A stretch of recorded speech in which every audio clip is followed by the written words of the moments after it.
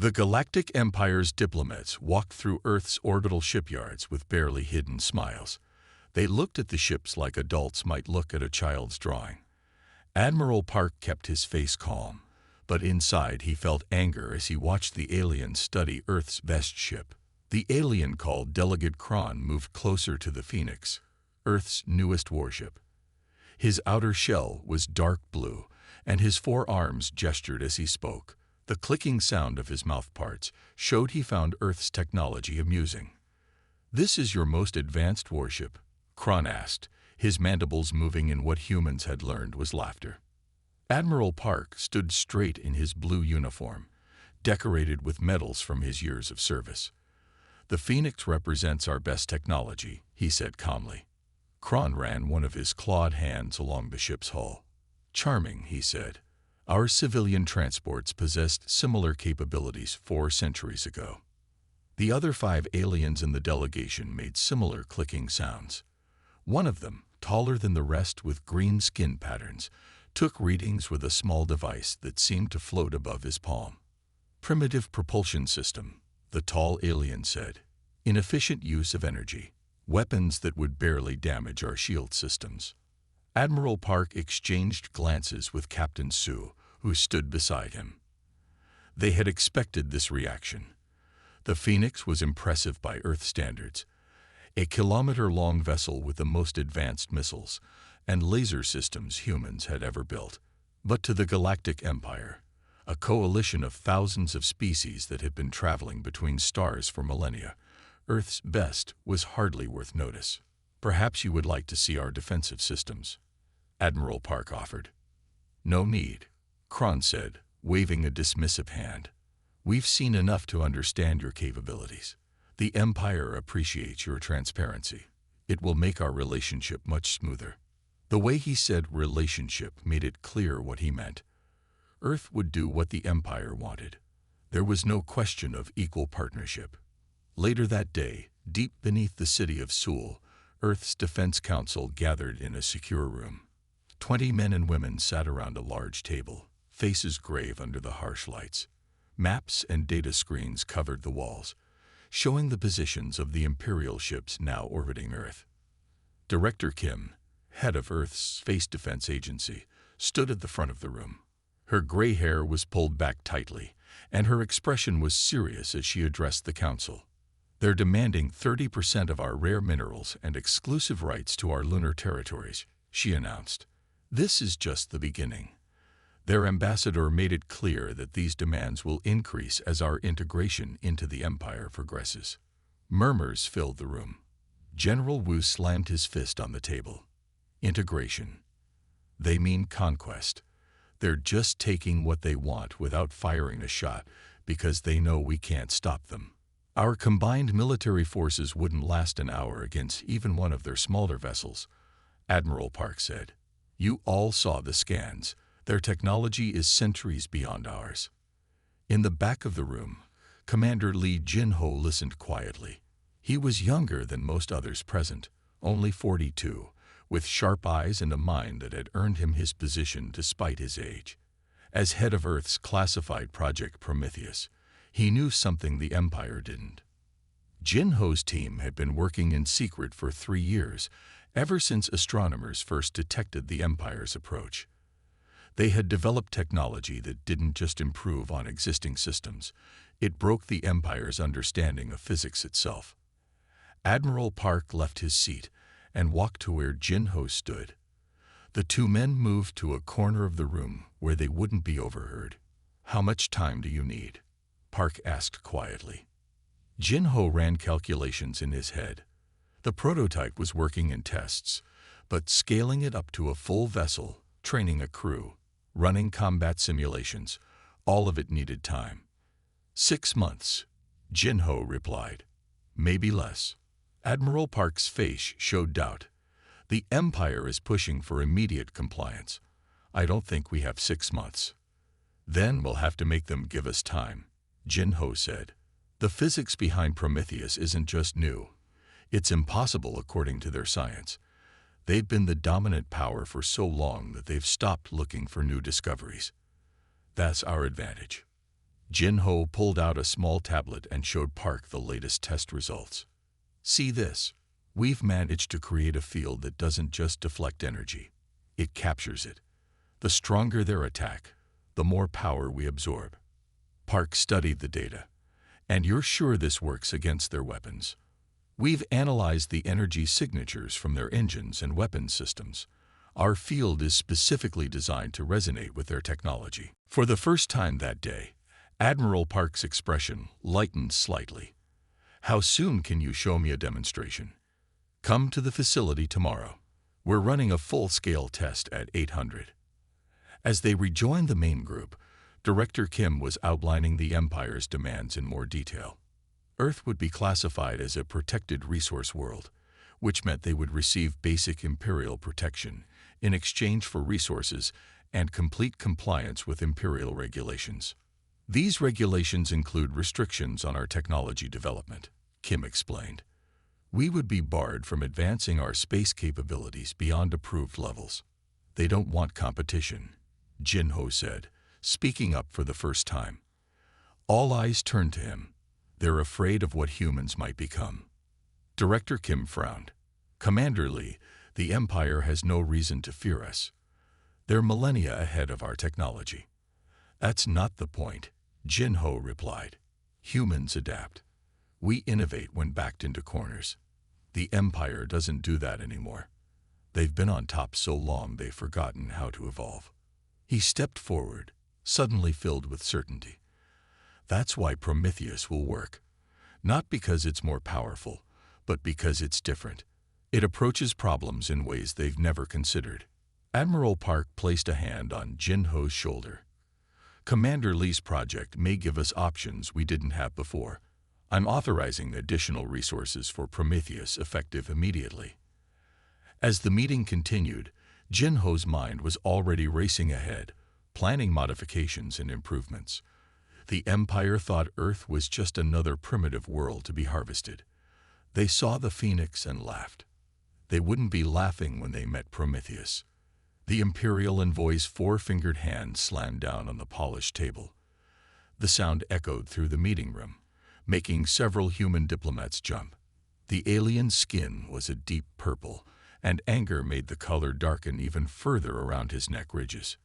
Your delays are unacceptable. The Galactic Empire grows impatient, he said, voice translator converting his natural clicks and whistles into harsh English. We have given you 30 Earth days to begin resource transfers. That time ends tomorrow. Director Kim sat across from him, her hands folded calmly on the table. Unlike her colleagues, she didn't flinch at the display of anger. She had been dealing with the Imperial representatives since their arrival, and she had learned that showing fear only encouraged their demands. We're simply requesting additional time to prepare our resources for transfer, she replied. Mining operations need to be expanded to meet your quotas without causing economic collapse on our world. The envoy's eyes narrowed. They were yellow with no pupils, and seemed to glow when he was angry. Your economic concerns are not our problem. The treaty you signed clearly states the terms. A treaty signed under threat is hardly fair, said General Wu from his seat beside Director Kim. The envoy turned his gaze to the general. Fair. You mistake the situation, human. This is not a negotiation between equals. Your world has been categorized as a resource-class planet. You should be grateful we don't simply take what we need. Director Kim spoke before Wu could respond. We understand the Empire's position. We need just 30 more days to prepare the first shipment properly. The envoy stood up, towering over the humans. He was nearly 7 feet tall, with a thin frame that somehow still projected strength. You have 7 days. After that, we will begin extraction ourselves. He walked toward the door, but stopped before leaving. And know this, any attempt to hide or protect resources will be met with immediate penalties. The door slid shut behind him. The room remained silent for several seconds. He can't do that, Wu said finally. The agreement was for us to handle our own extraction. Director Kim sighed. They can do whatever they want, General. That's the reality we're facing. She tapped her communication device. "Get me, Commander Lee. I need to know how close they are."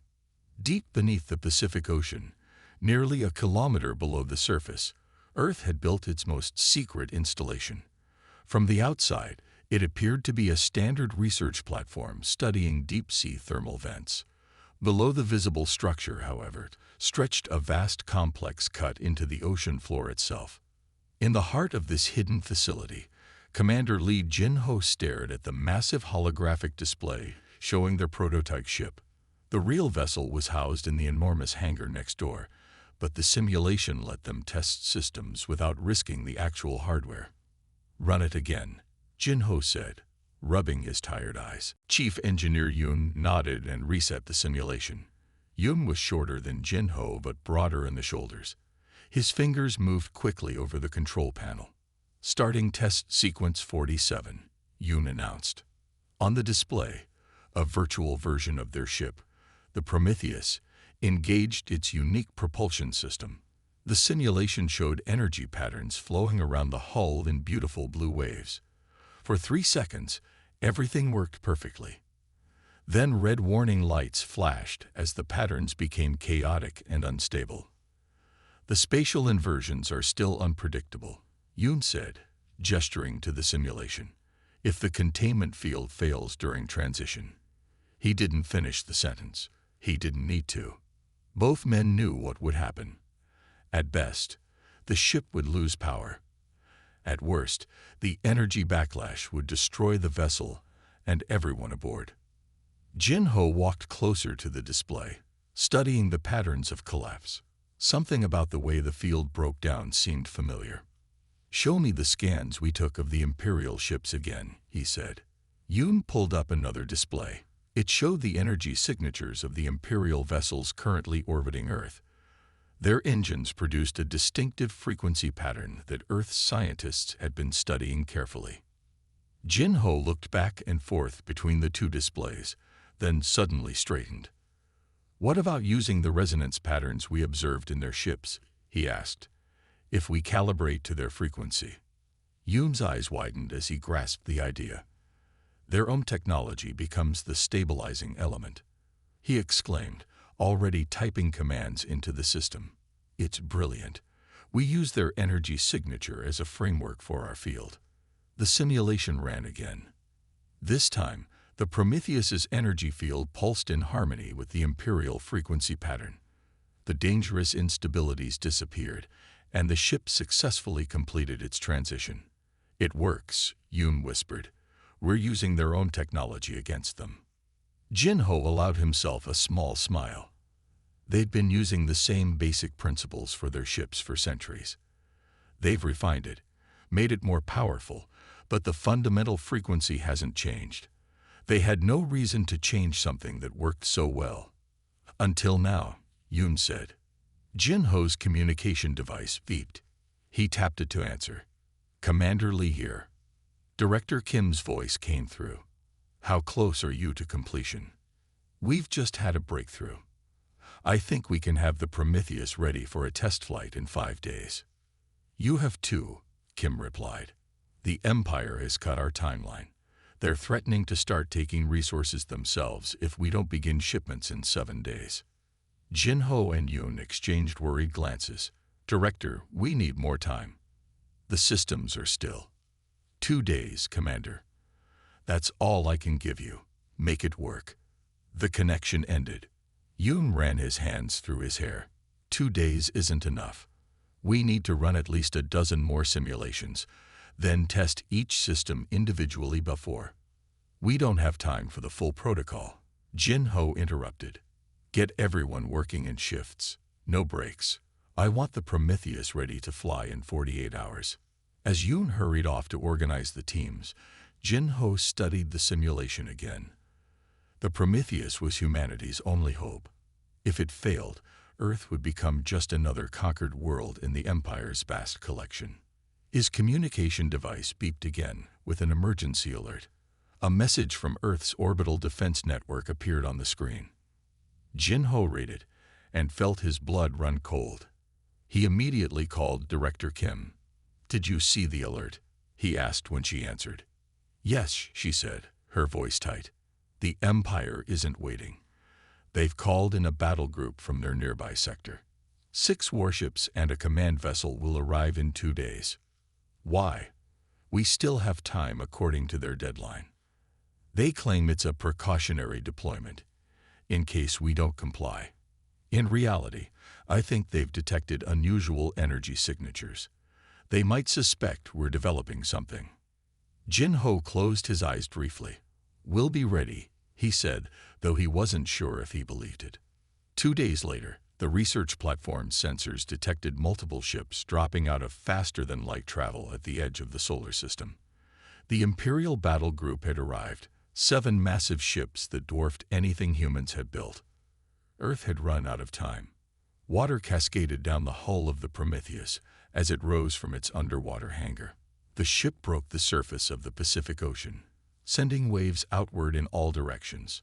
Unlike the large, bulky warships Earth had built before, the Prometheus was sleek and relatively small, just 300 meters long with a smooth dark gray exterior that absorbed rather than reflected light. Jin Ho stood on the bridge, watching through the main viewport as seawater streamed off the ship's surface. The sky above was clear blue, but he knew what waited beyond Earth's atmosphere. 7 Imperial warships, each one larger than anything humanity had ever built. "Final system check," Jin Ho ordered, his voice steady despite the tension filling the bridge. The crew, just 25 men and women, the smallest number needed to operate the ship, moved with quick efficiency at their stations. They had trained together for months, but only in simulators. This was their first time on the actual bridge of the Prometheus. "Navigation systems green," reported Officer Han.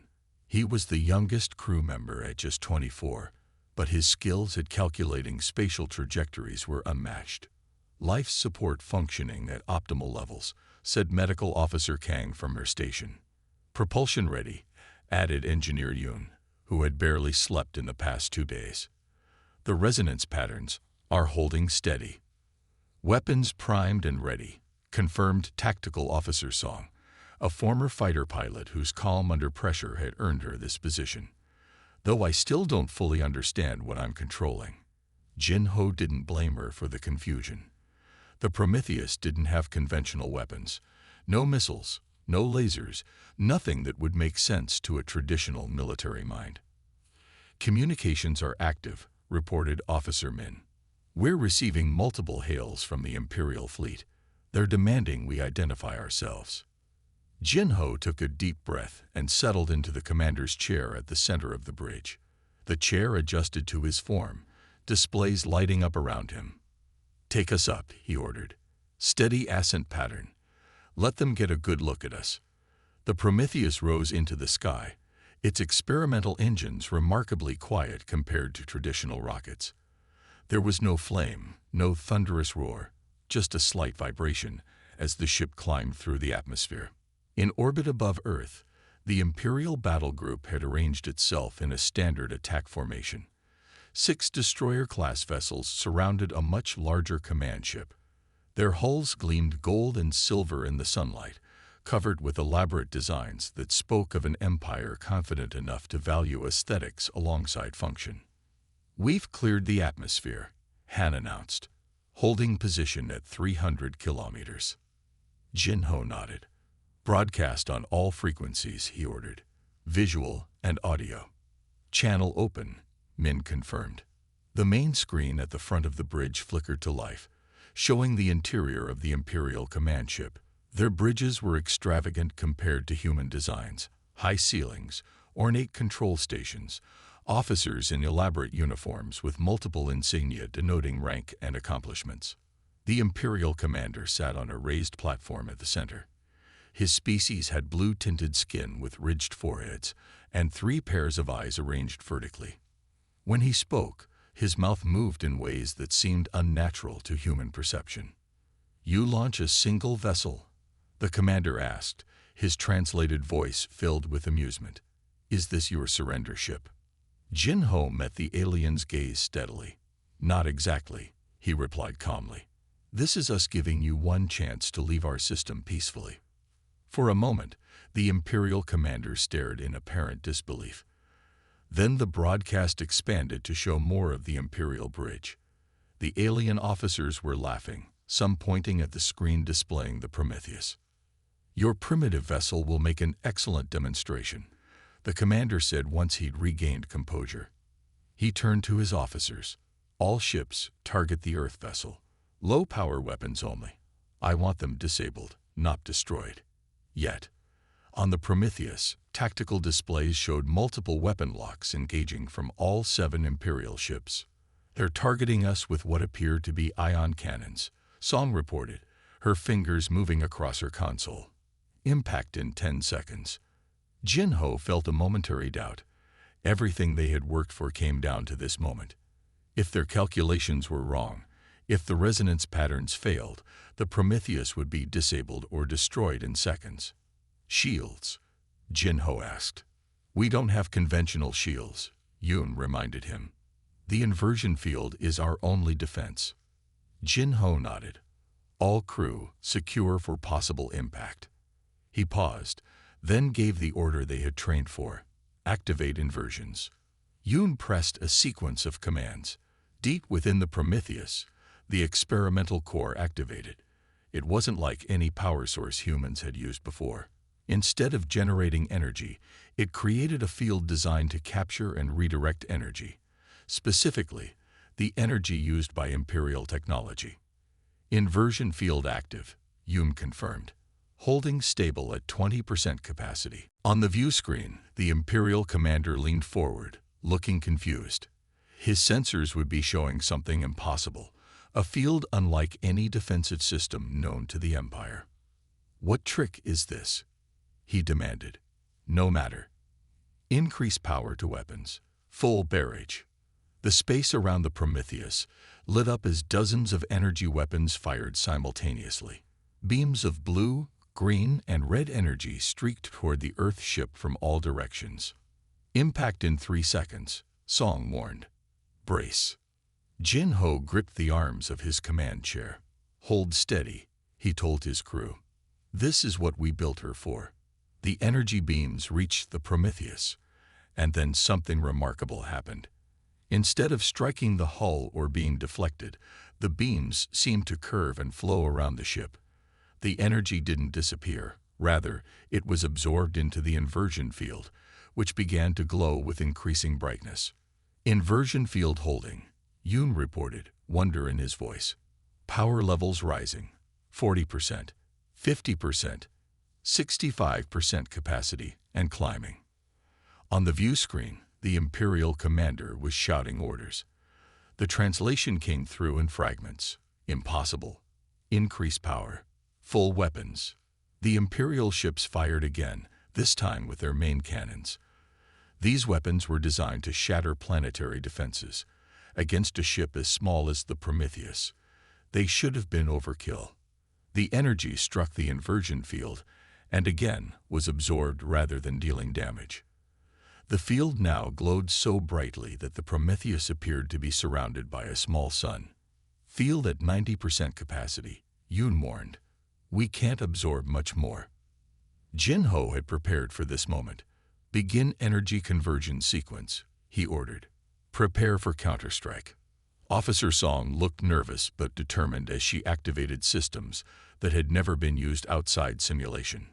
Conversion sequence initiated, standing by for target selection. Jin-Ho studied the tactical display.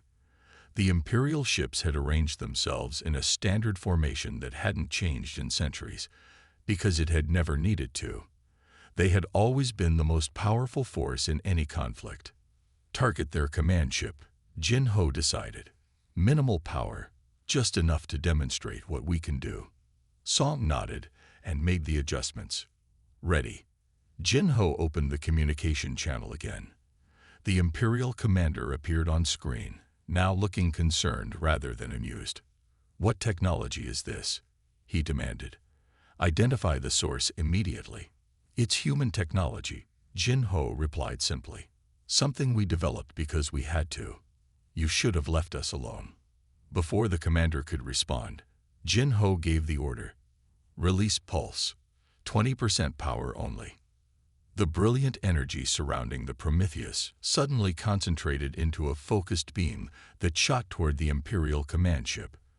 The beam wasn't like normal weapons fire. It moved in ways that defied normal physics, shifting and curving as if alive. When it reached the Imperial ship, it passed through their shields as if they weren't there. The beam wasn't designed to destroy, merely to disable. It struck with precision, targeting power systems that the Prometheus had identified from its scans.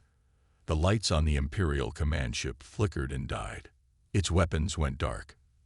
The communication screen filled with static before cutting out entirely. Direct hit, Song reported, sounding surprised. Their main power grid is offline. Life support appears functional, but weapons and propulsion are disabled. The 6 remaining Imperial ships adjusted their positions, clearly uncertain how to respond to this unprecedented threat. Open channel to all Imperial vessels, Jin Ho ordered. When the channel was ready, he spoke clearly. This was a demonstration. We could have destroyed your command ship, but chose not to. Return to your territory and inform your leaders that Earth is not available for colonization or resource extraction. For several tense moments, there was no response. Then one of the Imperial captains appeared on screen. "This is not over, human," the captain said. "The Empire does not forget or forgive acts of rebellion." "Neither do we," Jin Ho replied. "Remember that." The Imperial ships began to retreat, moving to assist their disabled command vessel. As they withdrew, Jin Ho felt the tension on the bridge give way to cautious celebration.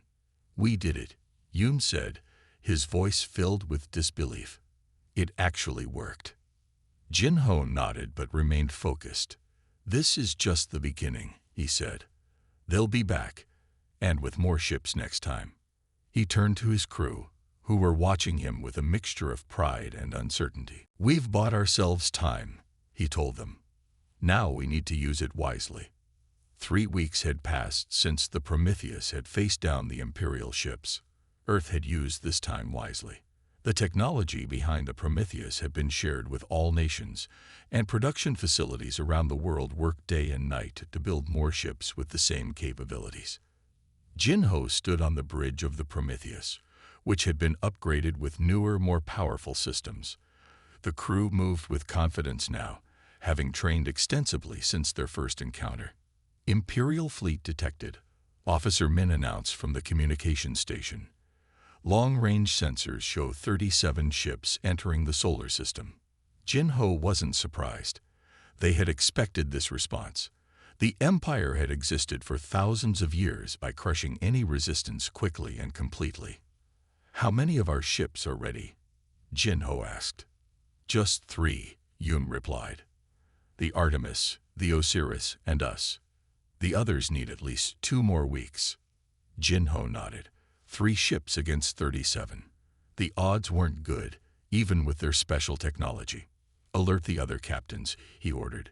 "Formation Alpha. We meet them at Jupiter's orbit. We don't let them get close to Earth." The 3 Earth ships moved into position near Jupiter, its massive gas clouds providing a dramatic backdrop for what was about to happen. The Imperial fleet approached in perfect formation, a wall of massive warships that stretched for kilometers. "They're sending a message," Min reported. Jin Ho nodded. "Put it on screen." The main screen showed a different Imperial commander this time. This one had darker skin with golden patterns that indicated higher rank. "This is Grand Admiral Vorex of the Imperial Armada," the alien said. "Your act of rebellion cannot be tolerated. Surrender now, and some of your people may be spared." Jin Ho looked at his crew before responding. They all gave him determined nods. "This is Commander Lee of Earth Defense," Jin Ho replied. "We will not surrender. This is our home, and we will defend it." The Grand Admiral's face showed no emotion. "Very well. You have been warned." The screen went dark. Moments later, the Imperial fleet began to move. "They're spreading out," Song reported from Tactical. "Trying to surround us." Jin Ho had expected this. Tell Artemis and Osiris to maintain formation. Maximum inversion field power. Let them make the first move. The Imperial ships continued their approach, moving with the precision of a force that had conquered thousands of worlds. When they reached optimal firing range, every ship released a barrage of energy weapons simultaneously. The space around Prometheus shimmered as the first Imperial volleys struck. Rather than exploding, the ship seemed to absorb the energy, its hull glowing with increasing brightness. The same happened with the Artemis and Osiris. All three Earth ships began to glow like small suns. Containment holding at 87%. Yoon called out, monitoring the systems closely. Resonance matching is working. Jinho watched the tactical display as the Imperial fleet continued firing. They seemed confused by the lack of damage, firing more and more powerful weapons. The Imperial commander's confused face appeared again on screen. What trickery is this? Fire all weapons. Jinho couldn't help but smile slightly. The Empire had never encountered a force that could turn their own power against them. The assault intensified, but with each blast, Prometheus only grew more radiant until it pulsed with captured energy. The Artemis and Osiris glowed just as brightly. The vacuum of space, normally dark and empty, now blazed with light. They've never had to innovate, Jinho said quietly to Yoon, who stood beside his command chair. They've relied on overwhelming force for so long they've forgotten how to adapt. Yoon nodded in agreement, but his face showed concern as he checked the readings. Inversions at maximum capacity, he reported. We can't absorb much more. Jinho received similar reports from the other two Earth ships. It was time. All ships, coordinate targeting, Jinho ordered. Prometheus will take the center of their formation. Artemis, target the left flank. Osiris, target the right. Tactical Officer Song's fingers flew over her console. Targets locked. Jinho nodded. Released the counterpulse. The energy Prometheus had absorbed erupted outward in a precisely calculated wave, matching the exact frequency of Imperial shields, passing through them as if they weren't there and shorting out their systems. The Artemis and Osiris released their stored energy at the same moment. 3 massive waves of energy spread across space, engulfing the Imperial fleet. Ship after ship went dark or exploded as their own energy was turned against them. The larger vessels with more powerful shields lasted longer, but eventually they too succumbed. The Empire had never designed their ships to withstand their own weapons. Why would they need to? 15 Imperial ships disabled, Song reported, her voice rising with excitement.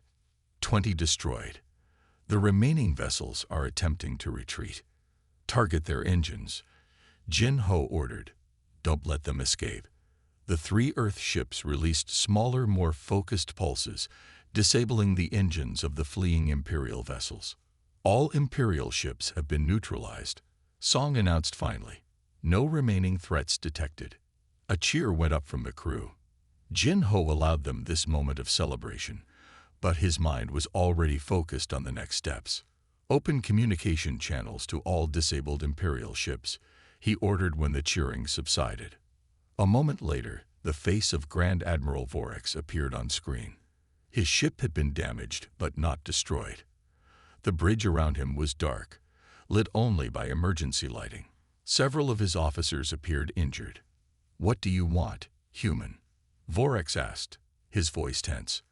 I want you to deliver a message to your emperor, Jinho said. Earth is now a sovereign world, not to be approached or threatened by Imperial forces. We will share this technology with any world seeking freedom from Imperial rule. Vorax's eyes narrowed. You cannot stand against the full might of the Empire. What you faced today was merely a fraction of our forces. Jinho leaned forward in his chair. Then send more ships. The result will be the same. Your technology cannot harm us. It only makes us stronger. How many defeats will the Empire tolerate before its subject worlds realize you are not invincible? For the first time, uncertainty showed on the Grand Admiral's face.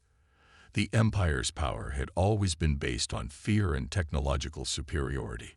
If word spread that a primitive world had defeated an Imperial fleet, other conquered worlds might be inspired to resist. "The Emperor will not forget this," Vorax said finally. "Good," Jinho replied. "We want him to remember.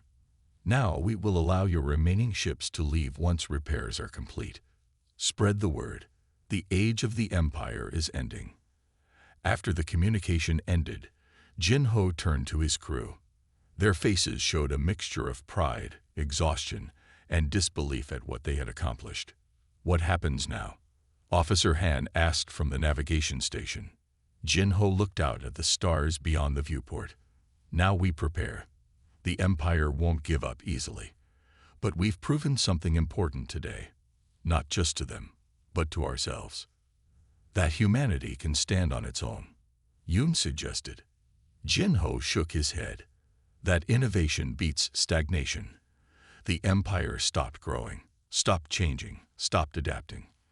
They thought they had reached perfection." He stood up from his command chair. "Our journey is just beginning. We have a galaxy of possibilities ahead of us." As the Prometheus turned back toward Earth, the crew could see their home planet in the distance, a blue marble hanging in the blackness of space. For the first time in months, it wasn't overshadowed by Imperial ships. It was, at least for now, free. The massive meeting hall on the neutral planet Altera had once been an Imperial governor's palace. Now it served as the gathering place for the newly formed Galactic Council. The high ceilings and ornate walls still showed Imperial designs, but new banners hung from the rafters, representing 24 worlds that had declared independence from the Empire. Jinho walked slowly to the center of the circular speaking floor. 6 months had passed since the battle that changed everything. 6 months of rapid change across hundreds of worlds as news spread of how Earth had defeated the Empire's fleet. Jinho wore a simple blue uniform with no medals or fancy decorations. Around him sat representatives from many alien species. Some had tentacles instead of arms. Others had multiple eyes or skin in colors humans had never evolved. Yet despite their differences, they all watched Jinho with the same expression: hope. "Thank you for coming," Jinho began. His voice was amplified so all could hear, with translation devices converting his words into 24 different languages simultaneously. 6 months ago, Earth was just another world facing Imperial control. Today, we stand as equals with all of you. The representatives nodded. Many of their worlds had been under Imperial rule for centuries or even millennia.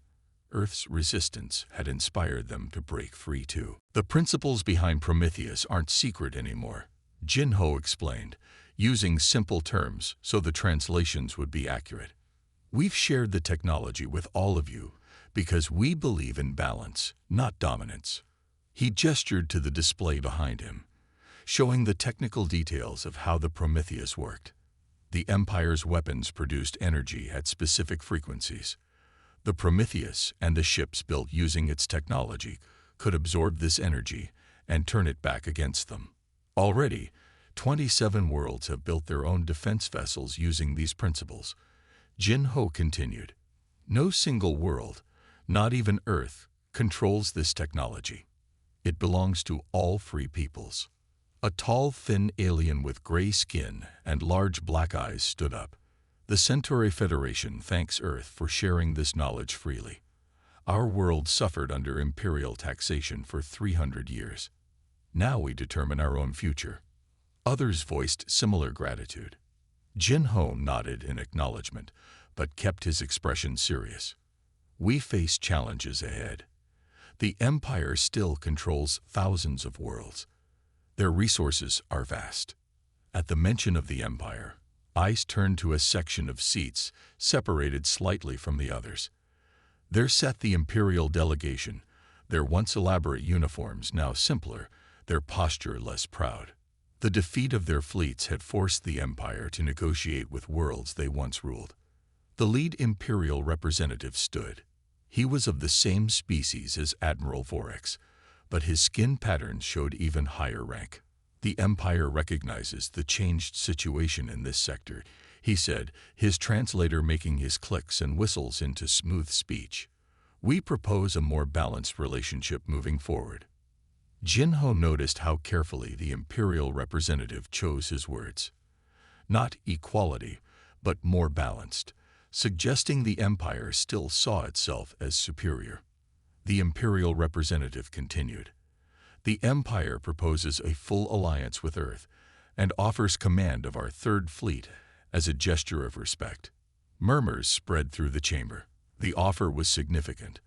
The Third Fleet included over 100 warships. It would give Earth tremendous power. Jinho shook his head. We're not interested in commanding your fleets or joining your hierarchy. What we want is a new start, a cooperative where all species contribute their unique perspectives. He turned to address the entire council. Earth doesn't seek to replace the Empire as a dominant power. We believe each world should govern itself, with the council serving only to resolve disputes and coordinate mutual defense. The Imperial representative's face showed brief confusion. In their thousands of years of history, the Empire had never encountered a species that gained power and then refused to use it for dominance. You would turn down command of our fleet? He asked. The Empire rarely makes such generous offers. It's not generosity, Jinho replied calmly. It's an attempt to maintain the old system with new leaders. We reject that system entirely. A small blue-skinned alien with 4 arms stood up from her seat. Jinho recognized her as the representative from Proxima, a world that had suffered particularly harsh Imperial rule. The Proxima representative leaned forward. And if the Empire refuses your terms, if they rebuild their fleets with new weapons our technology cannot counter. The question hung in the air. Many of the representatives looked nervous. The Empire had ruled for thousands of years. Could it really be overthrown so quickly? Jinho met the Proxima representative's gaze steadily. Then they'll find that Prometheus was just our first innovation, he replied. Not our last. He turned to the Imperial delegation. Humanity had to develop Prometheus because you threatened our world. Don't force us to develop more weapons. Join us as equals instead, and we can all benefit from peaceful cooperation. For several long moments, the hall was silent. Then, slowly, the Imperial representative nodded. I will convey your position to the Emperor. But I must warn you, change comes slowly to a civilization as old as ours. We're patient, Jinho replied. But the free worlds will not wait forever. The council session continued for several more hours as representatives discussed trade agreements, defense pacts, and aid for worlds damaged by Imperial withdrawal. Jinho participated actively, but his mind was already turning to the future. When the session finally ended, the representatives broke into smaller groups, chatting and forming connections that would have been impossible under Imperial rule. Jinho walked toward the large windows overlooking the spaceport where dozens of ships from different worlds sat side by side. Officer Song approached him, holding a communication device. Her role had expanded since the battle. She now served as Jinho's chief advisor on defense matters. The home fleet is asking about our next mission, she said.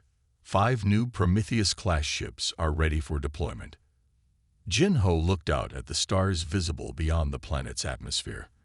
For thousands of years, the Empire had controlled which worlds could be visited, which trade routes could be used, which species could contact each other. Tell them we're going exploring, he said. There's a whole galaxy out there that's only been seen through Imperial eyes. I think it's time for a fresh perspective. Song smiled. I was hoping you'd say that. Where should we start? Jinho pointed to a star map displayed on a nearby screen. These systems here, beyond the Orion Arm, the Empire classified them as non-viable and never fully explored them. Why would they ignore entire systems? Song asked. Because they didn't fit the Imperial pattern, Jinho explained. The Empire only valued worlds that could provide resources or strategic positions. They missed countless opportunities because they only looked for what they already knew. He turned away from the window. Around the room, Humans and aliens were talking together, sharing ideas and stories. Species that had been kept apart by Imperial decree were discovering their common interests and unique differences. That was always their weakness, Jin-Ho continued. They stopped looking for new possibilities. They stopped adapting. In the end, that's why they couldn't defeat us, not because our technology was better, but because our thinking was different. Song nodded in understanding. When do we leave? 1 week, Jin-Ho replied. I want representatives from at least 5 different worlds on each ship. True exploration should include multiple perspectives.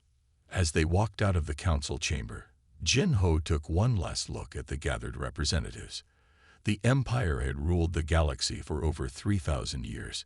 In just 6 months, that rule had begun to crumble, not through conquest, but through cooperation. The path ahead wouldn't be easy. The Empire still held vast territories and resources. Some worlds, comfortable under Imperial rule, resisted change. But for the first time in millennia, the galaxy had a choice. Jin-Ho smiled as he headed toward the spaceport. Humanity's journey among the stars was just beginning, and it promised to be an adventure unlike anything the galaxy had seen before. The end.